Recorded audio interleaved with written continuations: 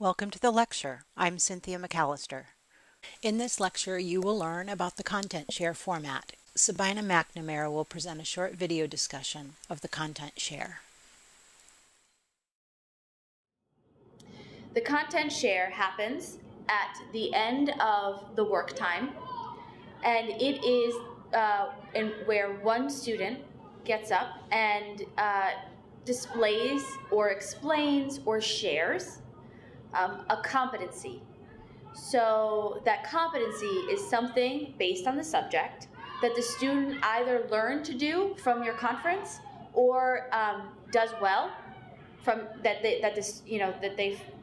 you articulated from the conference. So the content share is an opportunity for the student to go in front of the classroom, in front of their peers, and express or share a competency they have as a learner. It happens at the end of every workshop, 1 to 2 students depending on the schedule. The material for the content share is decided upon through a conference with the teacher. So the student, for example, might read out loud and you have a conversation about reading, and maybe the student is doing a lot of really good work with theme. So you have the student talk about all that good work they were doing with theme. It offers an opportunity for the student to understand their competencies because it's important for students to have knowledge about what they're good at. And then it also is an opportunity for the other students to learn that competency through the student teaching it. So that's a really important component too.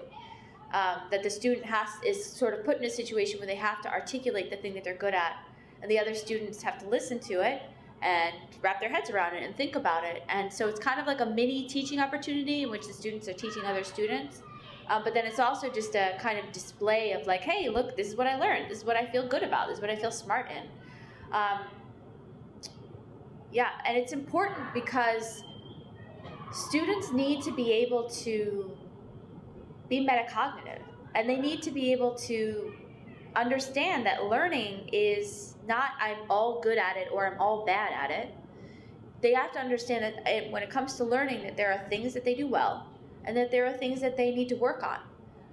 And so the share offers an opportunity for the students to articulate those things that they're good at, the things they need to work on, in front of an audience. So then it becomes a concretized thing. So it's not just, oh, the teacher told me that I need to work on this. It's, hey guys, hey students, hey, fellow students, I am working on X. Like I am working on, putting more voice into my reading, or I'm working on thinking about, the 2 different texts and how they're like and how they're different.